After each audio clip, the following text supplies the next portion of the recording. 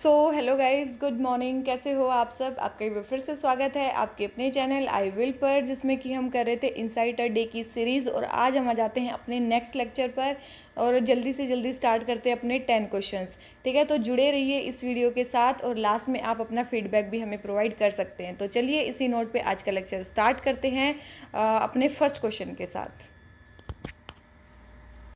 So guys let's start with question number 1। Question number 1 हमें क्या बोलता है? Consider the following statements regarding the landfall of a cyclone. हमें किसके बारे में बताना है? सबसे पहले लैंडफॉल ऑफ अ साइक्लोन के बारे में बताना है। ठीक है, तो सबसे पहले बोल रहे हैं a tropical cyclone is said to have made a landfall only when the centre of the storm और its eye comes on shore. देखो, ट्रॉपिकल साइक्लोन को बोल रहे हैं लैंडफॉल तभी माना जाएगा जब उसका जो सेंटर है या फिर जो आई है वो ऑन शोर आ जाएगी। देखो, जब किसी का कोर, ठीक है, जब कोर ऑन शोर आ जाता है तो उसको डायरेक्ट हिट बोला जाता है। उसको क्या बोला जाता है?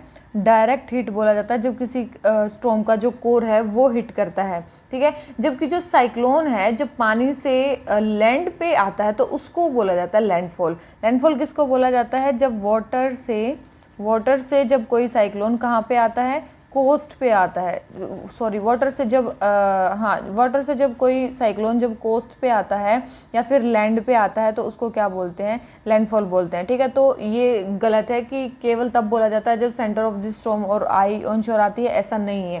ठीक है, तो ट्रॉपिकल साइक्लोन में ऐसा नहीं है। सेकेंड है the duration of the landfall depends on the speed of the winds and size of the storm system. ये स्टेटमेंट बिल्कुल सही है कि जो ड्यूरेशन है लैंडफॉल की वो स्पीड ऑफ द विंड्स पे और साइज ऑफ द स्टॉर्म पे डिपेंड करती है।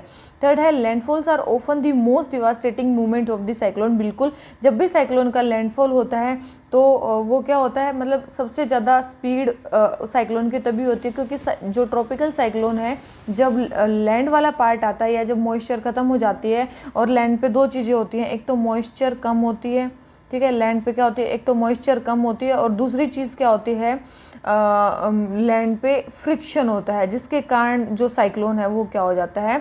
डिसिपेट हो जाता है। साइक्लोन क्या हो जाता है? ख़त्म होना शुरू हो जाता है। तो उसकी जो मैक्सिमम स्पीड है वो केवल जब तक होती है जब तक वो कोस्ट तक नहीं आता है, उसके बाद उसकी स्पीड रिड्यूस ही होनी है। तो उसका मोस्ट डिवास्टेटिंग जो मूवमेंट है साइक्लोन का वो क्या है? लैंडफॉल है। तो सेकेंड एंड थर्ड स्टेटमेंट तो इसकी करेक्ट है, लेकिन फर्स्ट स्टेटमेंट इसकी रॉन्ग है। तो इसमें कितनी स्टेटमेंट सही है? ओनली 2 ही स्टेटमेंट इसमें हमारी क्या है? सही है। ठीक है, ये चीज़ आपको ध्यान रखनी है। और हम कल और भी चीज़ें हमने साइक्लोन के बारे में की थी। ठीक है, तो वो चीज़ें देख लेना।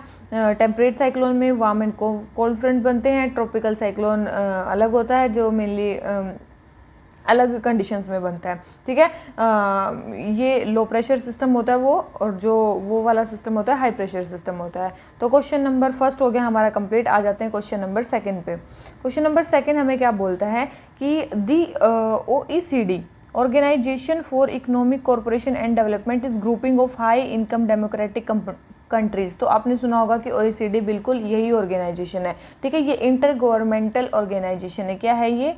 International inter governmental. ठीक है, ये इंटरनेशनल इंटर गवर्नमेंटल ऑर्गेनाइजेशन है। ठीक है, 38 नेशन कंट्रीज इसमें हैं।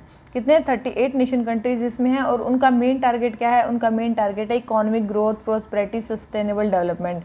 क्या है? Economic growth, sustainability and sustainable development and prosperity. ठीक है, हेडक्वार्टर्स इसके कहाँ पे हैं? पेरिस में इसके हेडक्वार्टर्स हैं। ठीक है, पेरिस में इसके हेडक्वार्टर्स हैं। और मेनली कब फाउंड की गई थी? 1948 में फाउंड की गई थी, लेकिन जो अब का नाम है OECD वो 1961 में इसका रीनेम किया गया था। ठीक है, परमानेंट ऑब्जर्वर है ये UN का। UN का क्या है? ये परमानेंट ऑब्जर्वर है। इसके अलावा बात करें 3 ये रिपोर्ट भी निकालता है। एक तो है OECD इकोनॉमिक आउटलुक, एक है OECD कम्युनिकेशन आउटलुक, और एक है OECD इंटरनेट इकोनॉमिक आउटलुक। क्या है? Internet economic outlook. ठीक है, तो ये 3 रिपोर्ट मेनली ये निकालता है। ठीक है, इंडिया इसका पार्ट नहीं है क्योंकि इसमें मेनली जो डेवलप्ड कंट्रीज हैं वो इसका पार्ट है। ठीक है, तो ये है हमारा OECD। 1 सेकेंड, ये देखो, ये क्या है? इसकी मेंबर कंट्रीज़ हैं। क्या है ये? इसकी मेंबर कंट्रीज़ हैं। ठीक है, जो भी OECD में है member countries mainly developed countries में आती हैं, और ये है इसकी मेंबर कंट्रीज़। ठीक है, ध्यान रखना इस चीज़ को। ठीक है। अब आ जाते हैं अपने गल्फ कॉरपोरेशन काउंसिल पे। गल्फ में जो कंट्रीज़ हैं, ये ग्रुप है 8 अरब नेशंस का बोल रखा नहीं, ये कितना है 6 अरब नेशंस इसमें आते हैं। ठीक है, गल्फ कॉरपोरेशन काउंसिल में कितने मेंबर्स आते हैं? 6 मेंबर्स आते हैं। आपने ये वाला मैप देखा होगा। ठीक है, तो यहाँ पे जो कंट्रीज़ हैं, यहाँ पे है सऊदी अरेबिया, यहाँ पे है ओमान, यहाँ पे है यूएई, ठीक है, फिर आता है कतर, फिर आता है बहरीन, फिर आता है कुवैत। ठीक है, तो कितनी कंट्रीज़ होगी? Kuwait, Bahrain, Qatar, UAE, Oman और सऊदी अरेबिया, ये 6 कंट्रीज़ हैं जो मेनली आती हैं किसमें? ये मेनली आती हैं गल्फ कॉरपोरेशन काउंसिल में। ठीक है, यहाँ पे कौन सा गल्फ है? पर्शियन गल्फ है यहाँ पे, और यहाँ पे एक स्ट्रेट है, उसका नाम क्या है? Straight of Hormuz. उसका नाम क्या है? स्ट्रेट ऑफ हॉर्मुज यहाँ पे स्ट्रेट है। और इसके अलावा बात करें हम, इसके अलावा हम और क्या बात कर सकते हैं इसके बारे में? हमारे इंडिया का जो 70% गैस का इंपोर्ट है, नेचुरल गैस, मतलब नेचुरल गैस का इंपोर्ट है, वो यहीं से होता है। ठीक है, 70% जो हमारे गैस के इंपोर्ट्स है वो यहीं से होता है, और जो 35% हमारे ऑयल के इंपोर्ट्स हैं वो यहीं से होते हैं। ठीक है, ध्यान रखना ये ऐसे होता है। तो ये हो गया हमारा क्वेश्चन। ठीक है, तो सेकंड स्टेटमेंट गलत है हमारी, क्योंकि 8 नेशंस का ग्रुप है। थर्ड है, at present more than 50% of India's remittances are from high tech countries, high tech Indian migrants. मतलब बोल रहे हैं कि 50% जो इंडिया के, मोर देन 50% इंडिया के जो रेमिटेंसेज हैं वो हाई टेक इंडियन माइग्रेंट्स देते हैं, यूएस, यूके और सिंगापुर में जो रहते हैं। ऐसा नहीं है। क्यों? क्योंकि अप्रोक्स 36% वो देते हैं। कितने देते हैं? अप्रोक्स 36% वो देते हैं। और अभी जो इंडिया का रेमिटेंसेज हो गया वो कितना हो गया? सबसे ज़्यादा हो गया 112.2 यूएस बिलियन डॉलर। ठीक है, आपने सुना होगा इसके बारे में, रिसेंट न्यूज़ आई है कि इंडिया का जो इंडिया के जो रेमिटेंसेज हो गए हैं वो इतने हो गए हैं। ठीक है, 112 यूएस बिलियन डॉलर। ठीक है, ये चीज़ आपको समझ में आ गई। और सबसे ज़्यादा स्टेट वाइज अगर बात करें, सबसे ज़्यादा रेमिटेंसेस कहाँ पे मिलते हैं? महाराष्ट्र में मिलते हैं। उसके बाद कहाँ पे मिलते हैं? केरला में मिलते हैं। उसके बाद कहाँ पे मिलते हैं? तमिलनाडु, दिल्ली, कर्नाटका। ठीक है, तमिलनाडु, दिल्ली, कर्नाटका, ये है सीक्वेंस मेनली स्टेज वाइज जिनको मेनली रेमिटेंसेस मिलते हैं। ठीक है, ये चीज़ आगे समझ में। तो 50% नहीं मिलते, अप्रोक्स 36% मिलते हैं। तो थर्ड स्टेटमेंट रॉन्ग हो गई, सेकंड स्टेटमेंट रॉन्ग होगी, तो केवल फर्स्ट ही स्टेटमेंट है जो हमारी करेक्ट है इसके बारे में। ठीक है, तो हमारा ये क्वेश्चन भी हो जाता है कंप्लीट। आपको अच्छे से पता होना चाहिए कि कौन सी कंट्री क्या है, ये है वो है। ठीक है, तो सेकंड हो गया कंप्लीट। आ जाते हैं क्वेश्चन नंबर नेक्स्ट पे। एवरोस रिवर रिसेंटली जो न्यूज़ में है वो किस कंट्री के साथ बॉर्डर बनाती है? तो एवरोस रिवर जो है वो कहाँ पे है? टर्की में है, ध्यान रखना। ठीक है, कहाँ पे है? टर्की में है। ये देखो यहाँ से आ रही है एवरोस रिवर। ठीक है, ये क्या है? एवरोस रिवर है। ठीक है, ध्यान रखना। ये कौन सी एवरोस रिवर है? मेनली 3 कंट्रीज से फ्लो करती है, एक है बुल्गारिया, एक है ग्रीस और एक है टर्की। ठीक है, और बाद में कहाँ पे गिर जाती है? एजियन सी में। ठीक है, ध्यान रखनी है। एवरोस रिवर कहाँ पे है? टर्की में है, ग्रीस और बुल्गारिया के बॉर्डर पे। ठीक है, ध्यान रखना इसको। तो हमारा ये वाला क्वेश्चन हो जाता है कंप्लीट। आ जाते हैं अपने नेक्स्ट क्वेश्चन पे। नेक्स्ट क्या बोलता है? चिकनगुनिया। कल वाला क्वेश्चन है, चिकनगुनिया के बारे में बताना है। चिकनगुनिया पहले तंजानिया में डिस्कवर हुआ था, बिल्कुल हुआ था। ट्रॉपिकल रीजन जो है currently highest rate of chikungunya उनमें देखा जा रहा है, बिल्कुल। और एशियन टाइगर मॉस्किटो भी ट्रांसमिट करता है चिकनगुनिया को। और कौन सा मॉस्किटो? जो एडीज जो है वो इसको मेनली ट्रांसमिट करता है। और एडीज एक और डिजीज को ट्रांसमिट करता है, उसका नाम क्या है? डेंगू। और अभी चिकनगुनिया के लिए कोई वैक्सीन नहीं है, ट्रायल में है, लेकिन अभी कोई वैक्सीन इसके लिए नहीं बनी है। ठीक है, तो फर्स्ट, सेकंड एंड थर्ड तीनों स्टेटमेंट इसके बारे में करेक्ट है, हमसे करेक्ट पूछा है, तो इसका आंसर हमारा क्या हो गया? सी। आ जाते हैं अपने नेक्स्ट क्वेश्चन पे। हमें क्या बोला है? Which of the following is the longest serving paramilitary force. देखो, longest serving paramilitary force India में कौन सी है? असम राइफल्स। ठीक है, कौन सी है? असम राइफल्स। याद रखना है कि असम राइफल्स जो है वो इंडिया की लॉन्गेस्ट सर्विंग पैरामिलिट्री फोर्स है। ठीक है, कब ये मतलब इंडक्ट की गई थी? 1835 में ये रेज की गई थी। ठीक है, ताकि जो टी गार्डन्स है या फर्टाइल प्लेन्स है असम के, उनको जो अनरूली ट्राइब है उनके अगेंस्ट से उनसे बचाया जा सके। ठीक है, ये किसके अंडर है? CAPF के ये अंडर है। ठीक है, कि इसके अंडर है CAPF, central armed police forces. और CAPF किसके अंडर है? मिनिस्ट्री ऑफ होम अफेयर्स के अंडर आती है। ठीक है, तो ध्यान रखना इसको। तो लॉन्गेस्ट सर्विंग पैरामिलिट्री फोर्स कौन सी है? हमारी असम राइफल्स। तो ये हो गए हमारे करंट के क्वेश्चंस कंप्लीट। अब आ जाते हैं अपने नेक्स्ट पे। सबसे पहले है equator passes through which of the following countries. देखो, जो इक्वेटर है वो कहाँ से पास होता है? ठीक है, इक्वेटर हमारा कहाँ से पास होता है? तो देखो, आपको पता होना चाहिए Indonesia, Maldives, Somalia, Brazil, Kenya और इक्वाडोर, इन सब से जो हमारा इक्वेटर है वो पास होता है। ठीक है, इन सब से हमारा इक्वेटर पास होता है। तो ये आपको दिख रही होंगी सारी कंट्रीज जहाँ से इक्वेटर पास होता है। ठीक है, कोलंबिया, इक्वाडोर, ठीक है, यहाँ पे है Gabon, Colombia, Ecuador, Brazil, Gabon, Uganda, Congo, ठीक है, Sao Tome and Principe, Democratic Republic of Congo, Kenya, Maldives, Indonesia, Kiribati. ठीक है, तो ये सारी कंट्रीज़ हैं जहाँ से मेनली इक्वेटर पास होता है, ध्यान रखना इसको। ठीक है, तो ये सारी कंट्रीज़ थी जिससे इक्वेटर पास होता है। ठीक है, तो ये क्वेश्चन हो गया हमारा कंप्लीट, आंसर हो गया डी। आ जाते हैं किस पे, क्वेश्चन नंबर नेक्स्ट पे। हमें बताना है कि कौन सी टेक्निक है जो मेनली सॉइल कंजर्वेशन करती है और जो मेनली कोस्टल एरियाज़ में यूज़ की जाती है। देखो, कोस्टल एरियाज़ में शेल्टर बेल्ट का यूज़ किया जाता है। ठीक है, कंटोर बैरियर्स और टेरेस फार्मिंग मेनली कहाँ पे यूज़ किए जाते हैं, ये मेनली हिली एरियाज़ में यूज़ किए जाते हैं। कहाँ पे, मेनली हिली एरियाज़ में यूज़ किए जाते हैं, जबकि जो शेल्टर बेल्ट्स हैं वो मेनली कोस्टल एरियाज़ में यूज़ किया जाता है। ठीक है, तो सॉइल कंजर्वेशन जो मेनली कोस्टल एरियाज़ में यूज़ किया जाता है वो क्या है, शेल्टर बेल्ट्स। आ जाते हैं नेक्स्ट क्वेश्चन पे। हमें बताना है इन जियोलॉजिकल हिस्ट्री ऑफ अर्थ पेंथालासा के बारे में बताना है कि पेंथालासा क्या है। देखो, पेंथालासा क्या है, एक सुपर ओशन है जो मेनली पैलियोजोइक और मीजोजोइक ट्रांजिशन एरिया के बीच में था।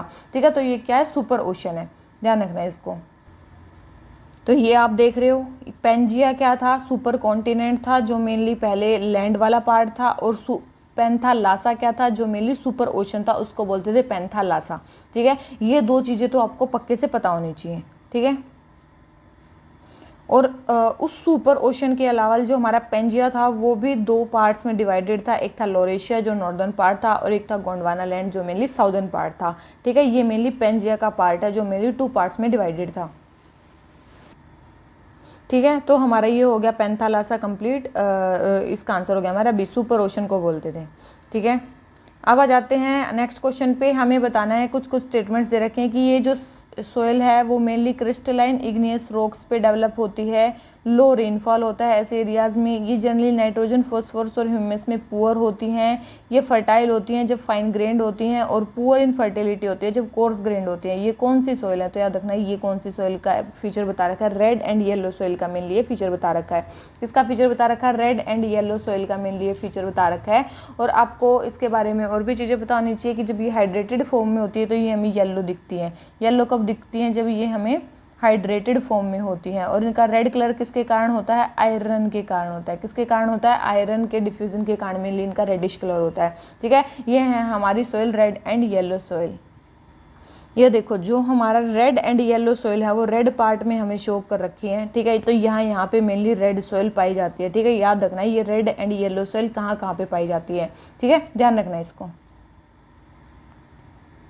ये देखो, रेड एंड येलो सोइल के बारे में और क्या क्या चीज़ें बताई गई हैं कि इनका जो नेम है वो इनके ह्यू पे, इनके कलर पे मेनली दिया गया है। Red soil gets its colour from iron found in composition in crystalline form.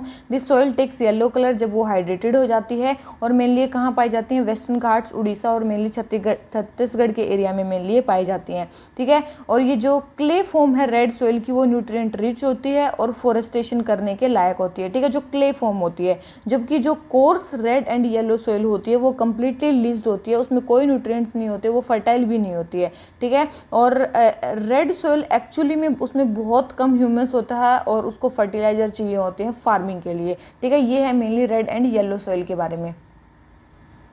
ठीक है, तो ये हमारे किसके बारे में बात चल रही थी, रेड एंड येलो सोइल के बारे में बात चल रही थी। ये क्वेश्चन हो गया कंप्लीट। आ जाते हैं अपने नेक्स्ट क्वेश्चन पे। हमें बताना है ट्रोपोस्फेयर और स्ट्रेटोस्फेयर के बारे में बताना है। ट्रोपोस्फेयर और स्ट्रेटोस्फेयर के बारे में बताना है। तो jet aircraft fly in stratosphere not in troposphere. तो आपको पता है जेट एयरक्राफ्ट बिल्कुल स्ट्रेटोस्फेयर में फ्लाई करते हैं, ट्रोपोस्फेयर में नहीं करते, क्योंकि ट्रोपोस्फेयर में बहुत ज़्यादा अनस्टेबिलिटी होती है और वहाँ पर क्या होता है, डिस्टर्बेंस ज़्यादा होती है। सेकेंड है stratosphere is the layer with auroras not troposphere. देखो, जो ओरोराज बनते हैं ना, ये ओरोराज बनते हैं हमारे कहाँ पे, जो एक्सोस्फेयर होता है वहाँ पे, एक्सोस्फेयर या थर्मोस्फेयर होता है वहाँ पे बनते हैं। जब क्या होता है, जो सोलर विंड आती है ना, मान लो ये सन है, सन से जो विंड्स आती हैं उसको रोकने के लिए अर्थ का मैग्नेटोस्फेयर जो वापस फोर्स लगाता है, तो यहाँ पे कुछ ओरोराज बनते हैं। ठीक है, इलेक्ट्रॉन प्रोटॉन कुछ घूमते हैं, तो ये मैग्नेटोस्फेयर में या एक्सोस्फेयर में बनते हैं। बनते हैं, ना कि ट्रोपोस्फेयर में, ठीक है। तो ऑरोरा यहाँ पे नहीं बनते हैं। थर्ड है most of the weather patterns occurs in troposphere not in stratosphere. बिल्कुल ज़्यादातर जो वेदर जो मेल के पैटर्न्स होते हैं वो ट्रोपोस्फेयर में होते हैं, वो स्ट्रेटोस्फेयर में नहीं होते हैं। थर्ड स्टेटमेंट सही है। तो सेकंड स्टेटमेंट रॉन्ग है, फर्स्ट स्टेटमेंट करेक्ट है और थर्ड स्टेटमेंट करेक्ट है। तो ओनली 2 ही स्टेटमेंट इसमें करेक्ट हैं, सेकंड इसमें जो है वो हमारी क्या है, इनकरेक्ट है, ठीक है। तो ये क्वेश्चन हो गया हमारा कंप्लीट। और इसके बाद हमारे टोटल इसी से हमारे जो 10 जो हमारे क्वेश्चंस है वो कंप्लीट हो जाते हैं। अगर आपको वीडियो अच्छी लगी हो तो लाइक करना, और हमारे इसी बेसिस पे जो 10 क्वेश्चंस है डेली के वो करवाए जाएंगे। और इन 10 बेसिस का मेनली हमारा बेसिस क्या है कि जो चेंजिंग ट्रेंड है यूपीएससी का उसे हमें टैकल करना है। और उसके अलावा हमें मैक्सिमम टेस्ट सीरीज लगानी है, जैसे कि एक विजन की लगाएंगे और मैक्सिमम बच्चे जैसा बोल रहे हैं एक फोरम की लगाई जाएगी। और इसके अलावा एक इनसाइट के जो करंट और स्टैटिक है वो टोटल कंप्लीट कर दिए जाएंगे। क्योंकि अगर आप सोचो, अगर डेली के आपने 10 क्वेश्चन भी कर लिए तो आपके साल के लास्ट तक 3000 क्वेश्चन हो जाएंगे। और 3000 क्वेश्चन मतलब एक टेस्ट सीरीज के अप्रोक्स क्वेश्चन आपके यहाँ से कंप्लीट हो जाएंगे। तो लगभग आपकी 3 टेस्ट सीरीज कंप्लीट हो जाएंगी और यही हमारा मेन टारगेट होना चाहिए, ठीक है। तो चलिए हमारे टोटल 10 क्वेश्चन कंप्लीट हो गए हैं। इसी नोट पे आज का लेक्चर खत्म करते हैं। Thank you very much, bye bye.